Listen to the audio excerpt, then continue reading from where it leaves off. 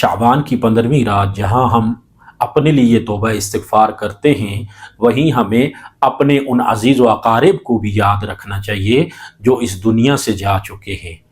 ان کو یاد رکھنے کا یہ ہرگز مطلب نہیں کہ آپ ان کی قبروں پہ جا کے اگربتیاں جلا دیں، چراغاں کر دیں۔ ان چیزوں کا فائدہ میت کو نہیں ہوتا۔ میت کو فائدہ پہنچانے والی جو چیزیں ہیں ان میں سب سے پہلے یہ ہے کہ اس کے لیے دعائے مغفرت کی جائے، کثرت کے ساتھ اس کے لیے استغفار کی جائے، اللہ سے اس کے گناہوں کی معافی طلب کی جائے۔ رسول اللہ صلی اللہ علیہ وسلم کا فرمان ہے، مسلم شریف کی حدیث ہے کہ جب بندہ مر جاتا ہے تو اس کا نامہ اعمال بند کر دیا جاتا ہے، مگر 3 ایسے اعمال ہیں جو اگر ہوں تو اس کے نامہ اعمال میں مرنے کے بعد بھی نیکیاں لکھی جاتی ہیں۔ ایک تو یہ کہ وہ زندگی میں کوئی صدقہ جاریہ کر کے گیا ہے، اور دوسرا یہ کہ اس نے کوئی علم سیکھا اور اس کو سکھایا۔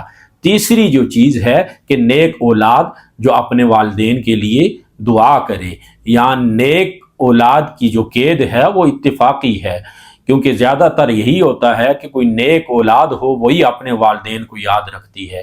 اگر کوئی نیک نہیں بھی تو وہ اپنے والدین کے لیے دعا کرتا ہے، استغفار کرتا ہے، یا اپنے عزیز و اقارب کے لیے دعا کرتا ہے تو اس کا فائدہ وہ دنیا سے جانے والوں کو ضرور پہنچتا ہے۔ دوسری چیز یہ ہے کہ جانے والے کے عزیز و اقارب کے ساتھ اس نے سلوک کیا جائے۔ رسول اللہ صلی اللہ علیہ وسلم کا اپنا عمل یہی تھا۔ سیدہ عائشہ فرماتے ہیں، مسلم شریف کی حدیث ہے کہ نبی پاک صلی اللہ علیہ وسلم جب بکری ذبح کرتے تو اس کا گوشت سیدہ خدیجہ کے بعد ان کی سہیلیوں کو بھی بھیجا کرتے تھے۔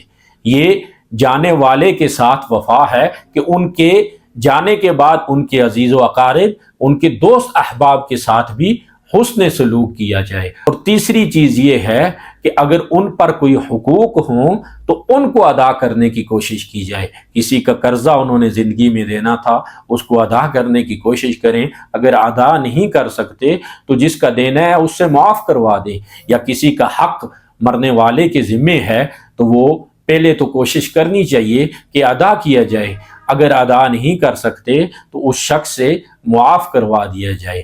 اللہ سبحانہ و تعالیٰ سے دعا ہے کہ اللہ ہمارے جتنے بھی عزیز و اقارب آج تک اس دنیا سے جا چکے ہیں ان کی کامل مغفرت و بخشش فرمائے، ہمیں ان کے لیے صدقہ جاریہ بنائے اور ان کی قبروں پر رحمتوں اور برکتوں کا نزول فرمائے، روز محشر اپنے حبیب کی شفاعت نصیب فرمائے، جنت میں اعلیٰ و عرفہ مقام عطا فرمائے، اور ہمیں بھی آخرت کی تیاری کرنے کی توفیق عطا فرمائے۔